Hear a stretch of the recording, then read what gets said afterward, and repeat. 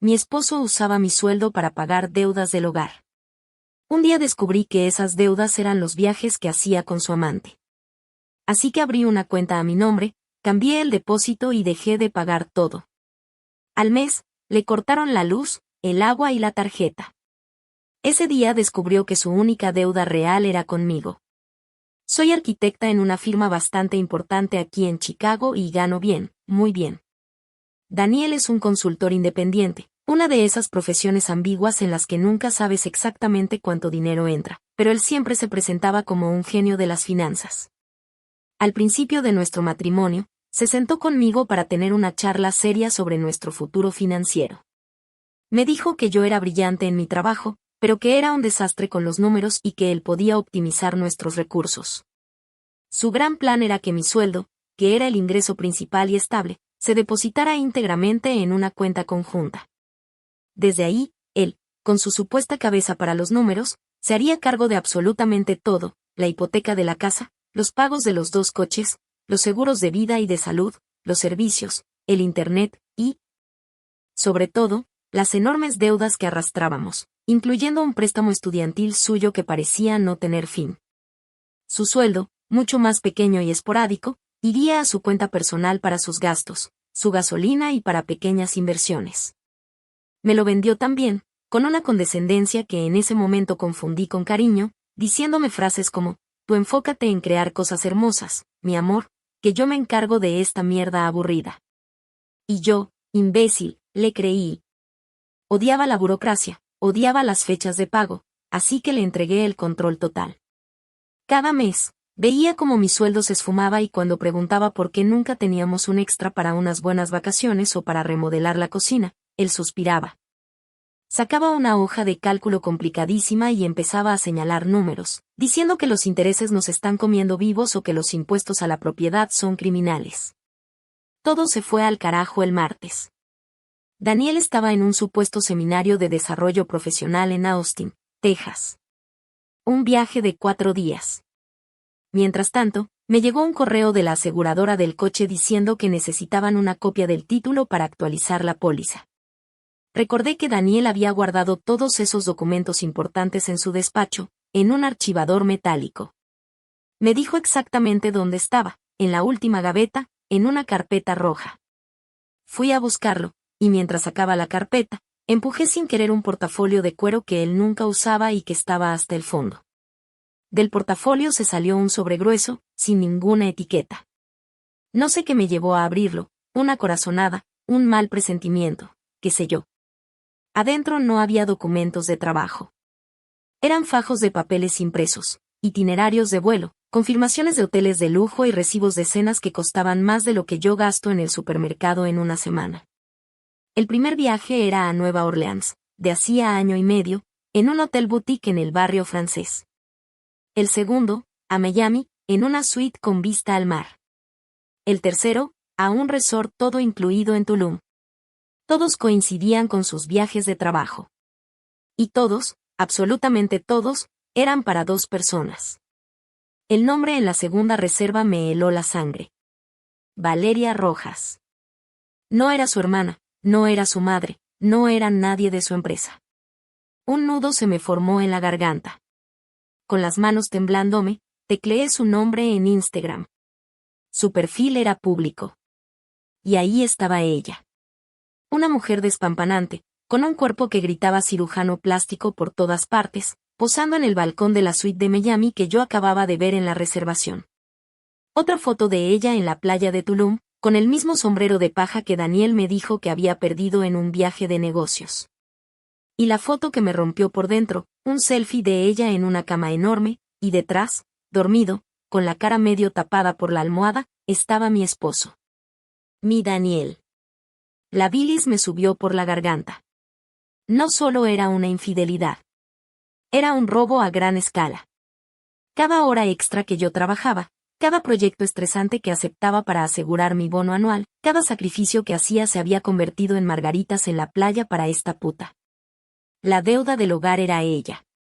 El préstamo estudiantil sin fin era pagarle cenas y hoteles de 5 estrellas. Las primeras horas fueron un borrón. Grité hasta que me dolió la garganta. Lloré hasta que se me hincharon los ojos. Tiré un par de cojines contra la pared. Pero después de la histeria, algo cambió dentro de mí.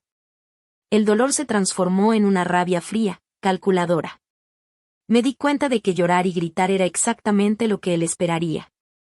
Darle ese gusto sería mi última derrota. Así que me sequé las lágrimas, me serví un vaso de agua y me senté frente a mi computadora. Si él me había jodido a través de las finanzas, yo iba a usar las finanzas para destruirlo. Esa misma noche, abrí una cuenta de cheques y una de ahorros en un banco completamente nuevo, uno con el que no teníamos ninguna relación. El proceso me tomó 20 minutos. Al día siguiente, a primera hora, entré al portal de recursos humanos de mi empresa y cambié la información de mi depósito directo. Mi próximo cheque de pago, que llega en 5 días, irá directamente a mi nueva cuenta. Ni un solo centavo volverá a tocar el pozo sin fondo que él administraba. Daniel regresa mañana. Voy a recibirlo con una sonrisa. Le voy a preguntar qué tal su seminario. Voy a fingir que todo está perfecto, mientras por dentro planifico su caída.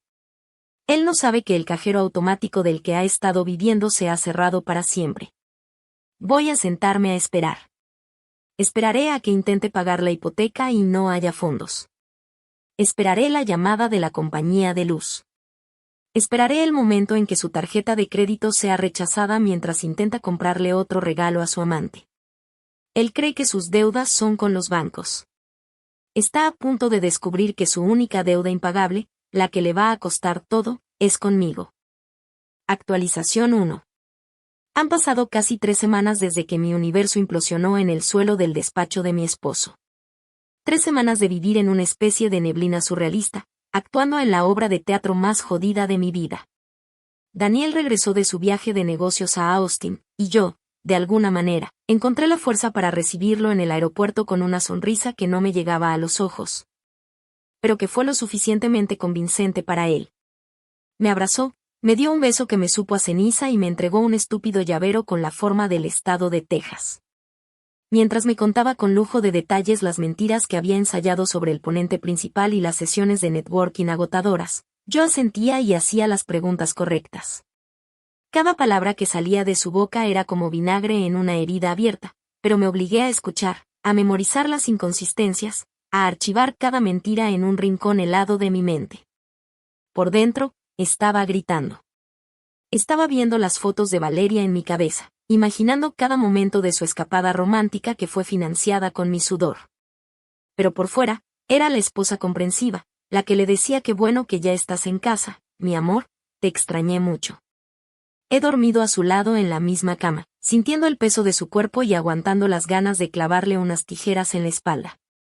Cada noche ha sido una tortura, un ejercicio de autocontrol sobrehumano. El momento clave llegó hace poco más de una semana. Era día de pago. Durante toda la mañana sentí un nudo de ansiedad en el estómago. Revisaba mi correo cada 5 minutos, esperando la notificación de depósito de mi empresa. Daniel, ajeno a todo, me mandó un mensaje de texto a mediodía que decía: oye, avísame cuando caiga tu depósito para programar el pago grande de la Amex, que este mes vino altísima. Sentí que el corazón se me iba a salir por la boca. Le respondí con un simple ok, claro, y apagué el teléfono. Finalmente, a las 2 de la tarde, llegó el correo. Pero no abrí la aplicación de nuestro banco conjunto. Abrí la aplicación de mi nuevo banco, el que él no conoce, el que es solo mío. Y ahí estaba. Mi sueldo íntegro, hasta el último centavo, brillando en la pantalla de mi celular. Me encerré en un baño de la oficina y me quedé mirando el número por casi 5 minutos. Era la primera vez en 8 años que veía la totalidad de mi esfuerzo en un lugar que solo yo podía controlar. No era solo dinero, era mi libertad, mi poder, mi independencia recuperada. Era el primer ladrillo de mi nueva vida y la primera pala de tierra sobre la tumba de la anterior. Me sentí invencible. Esa tarde, le envié un mensaje a Daniel: ya cayó el depósito, y nada más. Él, asumiendo que el dinero estaba donde siempre, respondió con un pulgar hacia arriba. No volvió a preguntar. ¿Por qué lo haría? En su mente, el sistema seguía funcionando a la perfección. La vida en casa se ha convertido en un campo de mina psicológico. Cada gesto, cada acción cotidiana, ahora tiene un significado oculto para mí. Cuando lo veo dejar todas las luces de la casa encendidas o pasar 40 minutos en la ducha con el agua caliente a todo lo que da, ya no siento la pequeña molestia de antes. Ahora siento una especie de alegría sombría, un placer perverso. Gasta, cabrón, pienso para mis adentros. Disfruta mientras puedas, porque el contador está corriendo y no tienes ni puta idea. El otro día, se quejó amargamente de que el internet estaba fallando durante una de sus partidas en línea. Le sugerí con la voz más dulce que pude que quizá debería llamar a la compañía para que revisaran la conexión. La ironía era tan espesa que casi podía saborearla. Él, por supuesto, dijo que lo haría después, que no tenía tiempo para estar colgado al teléfono con servicio al cliente. Esa pereza, esa complacencia, es la soga con la que se está ahorcando. Él no lo sabe, pero la cuenta conjunta se está desangrando. Conozco perfectamente el ciclo de pagos. El pago de la hipoteca, el más grande de todos, se debita automáticamente el día 1 del mes. Hoy estamos a 31 de agosto. Mañana es lunes, 1 de septiembre. La cuenta no tiene ni de lejos los fondos para cubrirla. El primer dominó está a punto de caer, y será uno muy, muy grande. Después de eso, vendrá la avalancha, los pagos de los coches, el seguro de la casa, y la joya de la corona, esa tarjeta American Express que usaba para financiar sus aventuras y que, por su propio mensaje. Sé que este mes tiene un saldo estratosférico. Él cree que está en la cima del mundo, manejando su pequeño reino con mi dinero. No se imagina que el reino ya no tiene rey, y que los muros están a punto de venirse abajo. Yo solo observo y espero. El silencio antes de la tormenta es ensordecedor. Actualización 2. La tormenta no llegó de golpe. Empezó como una llovizna, una serie de pequeñas molestias que Daniel, en su infinita arrogancia, achacó a la incompetencia del resto del mundo. El primer indicio llegó una semana después de mi última actualización, en forma de un correo electrónico del banco hipotecario. Lo vi por encima de su hombro mientras él revisaba su teléfono en el desayuno, con el ceño fruncido. Me dijo, agitando la mano con desdén, que esos imbéciles del banco habían cometido un error, que el sistema seguramente había fallado y no había registrado el pago automático. Aseguró que lo arreglaría con una simple llamada. Nunca hizo esa llamada. Unos días después, llegó una carta oficial, con letras rojas que advertían de un pago vencido y el inicio del periodo de gracia. La vi en la pila de correspondencia y él la interceptó antes que yo, la arrugó con un gruñido y la tiró a la basura, murmurando que eran unos usureros de mierda y que les iba a poner una queja por acoso. Su negación era casi admirable en su estupidez. Él no podía concebir un mundo donde el dinero simplemente no estuviera ahí.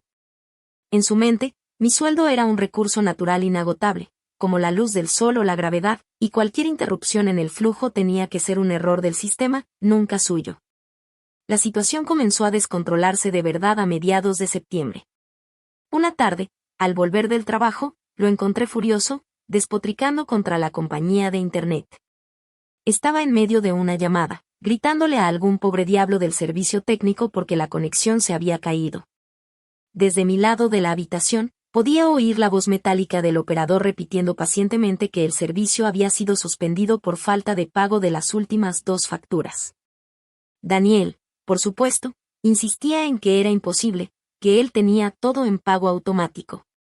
Lo vi intentar hacer el pago por teléfono con su tarjeta de crédito. Su voz se volvió un hilo de confusión cuando le dijo al operador no, intente pasarla de nuevo, debe haber un error con su terminal. Lo intentó 2 veces más antes de colgar abruptamente.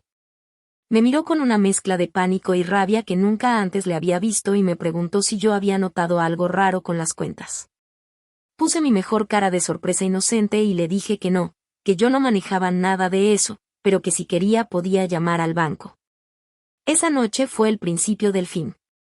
Sin internet, su principal vía de escape y entretenimiento se había esfumado. Deambulaba por la casa como un león enjaulado, incapaz de entender por qué los cimientos de su mundo perfecto estaban empezando a temblar. El golpe de gracia, El momento que yo había estado esperando con una anticipación casi dolorosa, llegó anoche. El mes de septiembre había terminado y con él, se habían agotado todos los periodos de gracia. Estábamos en la sala, él intentando ver un partido de fútbol en la televisión gigante, que milagrosamente aún funcionaba, y yo fingía leer un libro, aunque en realidad estaba contando los segundos. Y entonces, ocurrió. Un parpadeo, un zumbido seco desde la cocina, y luego, una oscuridad absoluta y un silencio denso y pesado. La televisión se apagó con un gemido electrónico. Las luces murieron. Todo se detuvo.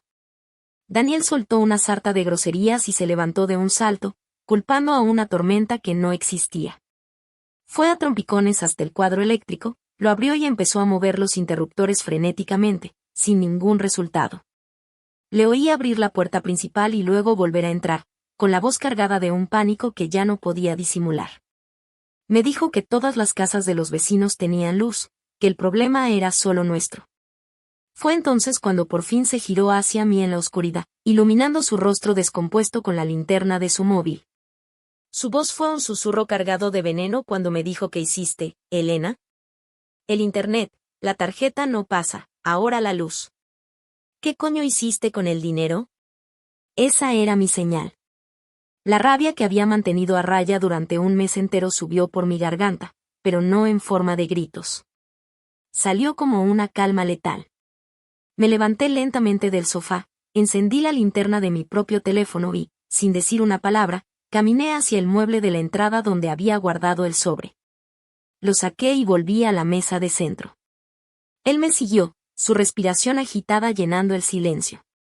Vacié el contenido del sobre la mesa. Bajo el doble haz de luz de nuestros teléfonos, las impresiones brillaban como fantasmas. Las reservaciones de hotel. Los itinerarios de vuelo. Los recibos exorbitantes. Empecé a hablar, mi voz sonando extraña y distante en la oscuridad. Le dije: ¿quieres saber dónde está el dinero, Daniel? El dinero está aquí. Toqué con el dedo la factura de $1,200 del hotel de Nueva Orleans. Se fue en el viaje de trabajo, que nunca existió. Deslicé una confirmación de vuelo a Tulum. Una parte se usó para pagar el boleto de avión de Valeria Rojas. Empujé hacia él un recibo de una joyería en Miami. Y otra parte se convirtió en este bonito collar que supuestamente le compraste a tu madre. Lo destruí, pieza por pieza, mentira por mentira. Su rostro pasó del blanco al verde. Balbuceaba, negaba, decía que yo no entendía, que podía explicarlo. Pero su voz no tenía fuerza, sus excusas eran patéticas. Las deudas del hogar eran los caprichos de tu puta, le espeté, y esa fue la primera vez que levanté la voz. Mi sueldo no pagaba ninguna deuda, pagaba tu doble vida de mierda. Me miró, completamente derrotado, un hombre patético y expuesto en la oscuridad de la casa que yo había pagado. En ese momento, agarré la pequeña maleta que había dejado preparada junto a la puerta. Él me preguntó a dónde iba. Le respondí: a un lugar con luz. Tú quédate aquí, en la oscuridad que te ganaste. Bienvenido a tu nueva realidad, cabrón. Y me fui, cerrando la puerta detrás de mí, dejándolo solo con sus mentiras y las facturas sin pagar. Actualización 3. Han pasado 3 semanas desde que salí de esa casa y cerré la puerta, dejándolo en la más absoluta oscuridad. Esa primera noche la pasé en el sofá de mi mejor amiga, Isabela. No dormí nada. Me quedé mirando el techo de su sala, repasando cada detalle de la confrontación, sintiendo oleadas de terror, alivio y una extraña y amarga euforia. Por primera vez en años, me sentía dueña de mi propio destino, aunque ese destino fuera incierto y estuviera empezando en un sofá ajeno. Isabela fue mi roca. No me hizo preguntas estúpidas ni me dio palmadas en la espalda con frases vacías. Simplemente me preparó un té, me dio una manta y me dejó estar, entendiendo que necesitaba procesar el colapso de mi vida en silencio. A la mañana siguiente, con los ojos hinchados, pero con una claridad mental que no había tenido en años, empecé a moverme. Mi primer paso fue encontrar un abogado. No quería a cualquiera, quería a un tiburón. Isabela me recomendó a un tipo llamado señor Serrano, conocido por ser implacable en divorcios contenciosos. Nuestra primera reunión fue en su imponente oficina en el centro. Entré sintiéndome pequeña y temblorosa, pero en cuanto empecé a hablar y a sacar las pruebas del sobre, su expresión cambió. Desplegué las reservaciones y los recibos sobre su mesa de caoba y le conté la historia completa, desde el arreglo financiero hasta la noche del apagón. Él escuchó sin interrumpir, asintiendo lentamente. Cuando terminé, me miró y me dijo que, en sus 20 años de carrera, rara vez había visto un caso de disipación de activos maritales tan descarado y tan bien documentado. Me explicó que Daniel no solo me había sido infiel, sino que había robado sistemáticamente fondos conyugales para su beneficio personal, y que eso, ante un juez, pesaba, y mucho. Salí de su oficina sintiendo que me habían quitado un peso de encima. Ya no estaba sola en esto, ahora tenía a un profesional a mi lado, listo para la guerra. Mientras el señor Serrano ponía en marcha la maquinaria legal, yo me dediqué a encontrar un lugar para vivir. Después de una semana con Isabela, encontré un apartamento pequeño pero luminoso en un barrio que siempre me había gustado. Firmar ese contrato de arrendamiento, solo con mi nombre, fue uno de los actos más liberadores de mi vida. La primera noche la pasé en el suelo, sobre un colchón inflable, comiendo pizza directamente de la caja, y lloré. Pero no eran las lágrimas de tristeza y traición de hacía unas semanas. Eran lágrimas de catarsis, de agotamiento, de saber que, aunque no tenía nada, ese espacio vacío era mío y de nadie más. Lejos de la casa que ahora asociaba con la mentira y la humillación, empecé a respirar de nuevo. Por supuesto, Daniel no se iba a quedar de brazos cruzados. Los primeros días, mi teléfono no paraba de sonar. Fue una montaña rusa de manipulación. Empezó con una veintena de llamadas perdidas y mensajes de texto llenos de ira, acusándome de haberlo destruido, de ser una arpía calculadora. Cuando vio que no respondía, cambió de táctica. Pasó a los mensajes de arrepentimiento, a los te amo, mi amor, cometí el peor error de mi vida, por favor, vuelve a casa para que podamos hablar. Luego, al no obtener respuesta, derivó en el chantaje emocional, con mensajes sobre cómo no podía comer ni dormir, como su vida no tenía sentido sin mí. La gota que colmó el vaso fue la llamada de su madre. La mujer me llamó para gritarme que era una persona cruel y sin corazón por haberle hecho eso a su niño, que él estaba sufriendo mucho. Con una calma que ni yo sabía que poseía, le respondí que su niño era un ladrón y un adúltero, y que, si tanto le preocupaba su bienestar, podía ir ella misma a pagarle la factura del agua, que seguramente también ya se la habían cortado. Le colgué y procedí a bloquear su número, el de Daniel y el de toda su puta familia. Mi abogado ya le había hecho llegar la notificación de divorcio a través de un mensajero. Toda comunicación, a partir de ese momento, sería a través de nuestros representantes legales. La noticia más satisfactoria, sin embargo, me llegó a través de Isabela, cuyo radar para el chisme es infalible. Tiene una amiga que trabaja en el mismo edificio que Valeria, la amante. Según parece, en cuanto Daniel dejó de contestar sus llamadas y sus mensajes de texto, probablemente porque no tenía cómo cargar su teléfono, la señorita Rojas empezó a indagar. No tardó mucho en enterarse, a través de amigos comunes, del colapso financiero de su patrocinador. ¿Y qué hizo la devota amante? Desapareció. Borró sus fotos juntos de sus redes sociales ocultas, bloqueó su número y se esfumó en el aire como si nunca hubiera existido. La lealtad de la zorra duró exactamente lo que duró mi dinero. Esta noticia, más que ninguna otra cosa, me confirmó que había hecho lo correcto. Él no tenía una historia de amor paralela, tenía una transacción comercial, y yo era la única inversora involuntaria. Ahora él no tiene nada.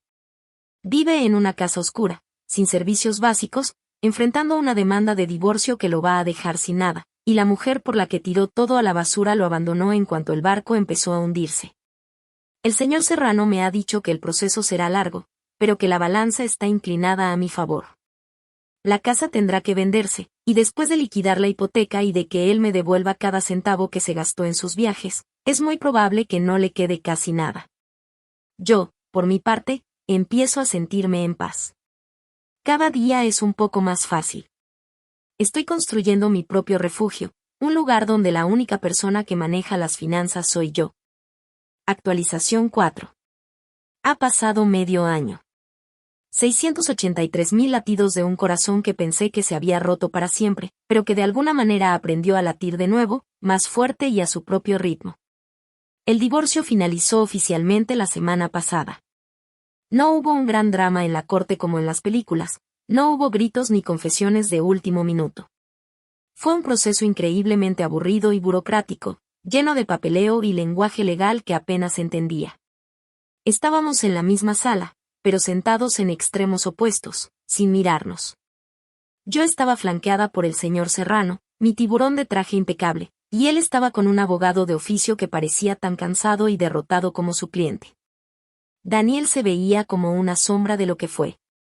Había perdido peso, su piel tenía un tono grisáceo y el traje barato que llevaba le quedaba grande. Ya no había rastro de esa arrogancia petulante que solía definirlo. En su lugar, solo había un vacío. La jueza fue rápida y eficiente. Con el cúmulo de pruebas que presentamos, la disipación de activos era innegable. La sentencia fue clara: la casa, que finalmente se había vendido el mes anterior, se usaría primero para liquidar la hipoteca y los gastos legales.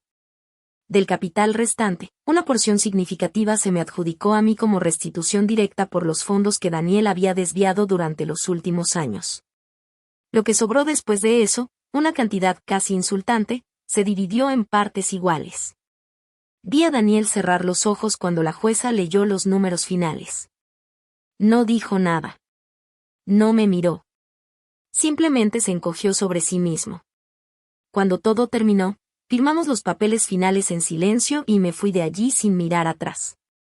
No sentí una explosión de alegría, sino una profunda y silenciosa sensación de cierre, como si finalmente hubiera podido cerrar un libro pesado y polvoriento.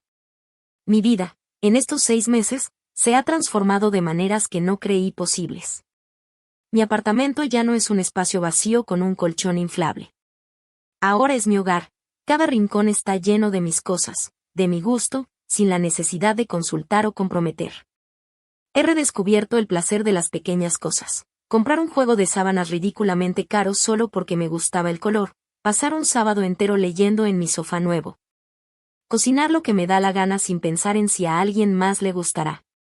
En el trabajo, canalicé toda la rabia y la energía acumulada en mis proyectos, lo que resultó en un ascenso a directora de diseño hace 2 meses, algo que llevaba años persiguiendo. He reconectado con amistades que había dejado de lado, absorbida por la vida matrimonial que Daniel había construido a mi alrededor. Mis fines de semana ahora están llenos de cenas, de excursiones, de risas genuinas con gente que me quiere por quien soy, no por lo que puedo proveer. He empezado a viajar de nuevo, pero esta vez con mi propio dinero y a mi manera. Mi primer viaje fue a Portland, un fin de semana largo sola, donde caminé por bosques y visité librerías extrañas, sintiendo cómo se me recalibraba el alma. Me he dado cuenta de que la persona que era antes de conocer a Daniel no había muerto, solo estaba hibernando, esperando a que pasara el largo invierno de mi matrimonio. La información sobre el destino de Daniel me ha llegado a cuentagotas, a través de terceros, como los restos de un naufragio que llegan a la orilla. Tal como lo predije, tuvo que abandonar la casa en cuanto se puso a la venta.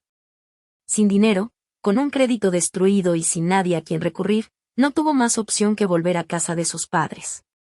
Me lo imagino, un hombre de casi 40 años, viviendo de nuevo en su habitación de adolescente, rodeado de sus viejos trofeos y bajo la mirada constante y sofocante de su madre.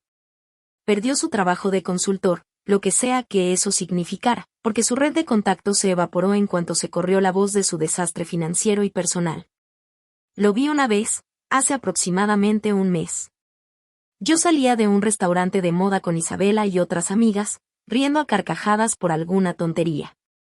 Él estaba al otro lado de la calle, vestido con un uniforme de alguna empresa de reparto de comida, esperando junto a una motocicleta. Nuestros ojos se encontraron por una fracción de segundo a través del tráfico. Vi una oleada de pánico y humillación en su rostro antes de que apartara la vista bruscamente. Y yo no sentí nada. Ni una punzada de odio, ni una pizca de satisfacción, ni siquiera lástima. Fue como ver a un extraño, un completo desconocido. En ese instante comprendí que mi venganza no había sido el apagón, ni el divorcio, ni su ruina económica. Mi verdadera y absoluta venganza es mi indiferencia. Es el hecho de que mi felicidad ya no depende de él en lo más mínimo. Él se borró a sí mismo de mi vida, y yo, simplemente, seguí adelante. Actualización final. Han pasado casi 2 años desde que firmé los papeles del divorcio, y mi vida de antes se siente como si le hubiera pasado a otra persona, como una película que vi hace mucho tiempo. Pero hoy sucedió algo tan absurdamente perfecto, tan irónico, que sentí la necesidad de compartirlo como el epílogo definitivo de esta historia. En estos 2 años, he construido una vida que me enorgullece. Me mudé de mi pequeño apartamento de soltera a un condominio con un balcón donde cultivo hierbas aromáticas y veo el atardecer. Mi trabajo sigue siendo mi pasión y la fuente de mi independencia. Pero lo más importante es que, hace poco más de 1 año, volví a dejar que alguien entrara en mi vida. Su nombre es Leo, es un profesor de historia que puede hablar durante horas sobre el Imperio Romano y que tiene la risa más honesta que he escuchado jamás. Nuestro noviazgo ha sido todo lo que mi matrimonio no fue, tranquilo, transparente y equitativo. Hablamos de dinero abiertamente, sin tabúes ni juegos de poder. Mantenemos nuestras finanzas separadas por elección, pero tomamos decisiones conjuntas como socios. Él celebra mis éxitos como si fueran suyos y me apoya en mis momentos de duda sin intentar controlarme. Estar con él me ha enseñado que el amor no se trata de ceder el control, sino de construir algo juntos, ladrillo a ladrillo, con confianza y respeto mutuo. La paz de mi domingo por la mañana fue interrumpida hoy por una llamada de Isabela, mi amiga y proveedora oficial de chismes de primera calidad. Su voz sonaba como si hubiera descubierto un tesoro. Me dijo que entrara a Facebook inmediatamente y buscara el perfil de la madre de Daniel. Con una mezcla de curiosidad y pereza, lo hice. Y ahí estaba. Un álbum de fotos público, subido hacía apenas unas horas, con el título Mi Dani por fin encontró la felicidad que se merece, dijo que sí. Las fotos eran un espectáculo digno de verse. Eran de una fiesta de compromiso celebrada en el patio trasero de la casa de sus padres, con globos de colores pastel y una mesa llena de comida casera.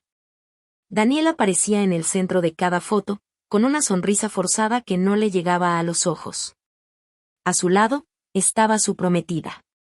No era otra Valeria, no era una mujer despampanante y exótica. Era una mujer sencilla, de apariencia tímida, que vestía un sencillo vestido floreado y se aferraba al brazo de Daniel como si fuera un salvavidas. La madre de Daniel, radiante de felicidad, había etiquetado a la novia y había llenado la publicación de hashtags empalagosos como almohadilla amor verdadero, almohadilla segundas oportunidades y almohadilla bendecidos. Isabela y yo, carcomidas por la curiosidad, hicimos clic en el perfil de la prometida. Era tan predecible que dolía. Una mujer de su misma edad, muy activa en el grupo de su iglesia local, cuyo perfil estaba lleno de citas bíblicas y fotos de sus gatos. No parecía una mala persona, solo alguien que quizá no había tenido mucha suerte en la vida o en el amor. Pero la verdadera joya, el cierre de oro para toda esta saga, lo encontramos cuando Isabela descubrió un enlace en el perfil de la novia. Era un enlace a su registro de bodas en una de esas páginas web cursis. Además de la típica lista de regalos que incluía una licuadora, un juego de toallas y un portarretratos digital, había una sección especial titulada Ayúdanos a construir nuestro futuro. Dentro de esa sección, había 2 fondos a los que los invitados podían contribuir monetariamente. El primero era un fondo para su luna de miel en un crucero por el Caribe. El segundo, y aquí es donde casi me caigo de la silla de la risa, era un fondo para nuestro primer hogar y para empezar de cero. Leí la descripción y no lo podía creer.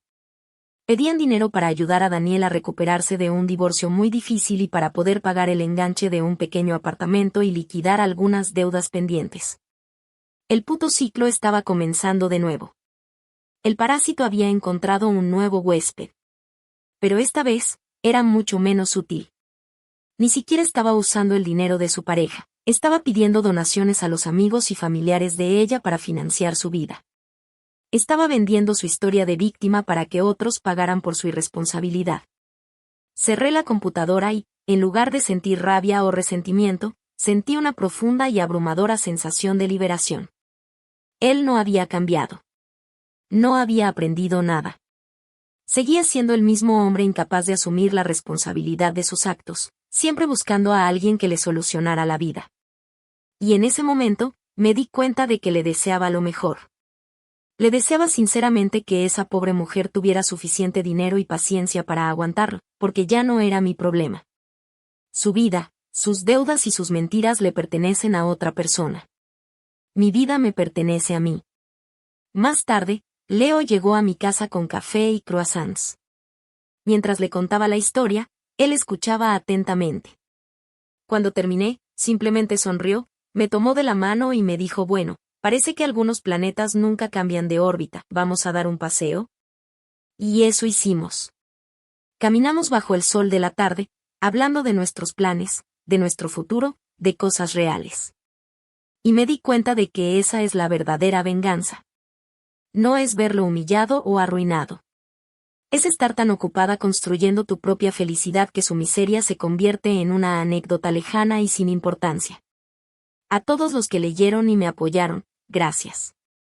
Este capítulo de mi vida está, ahora sí, completa y absolutamente cerrado.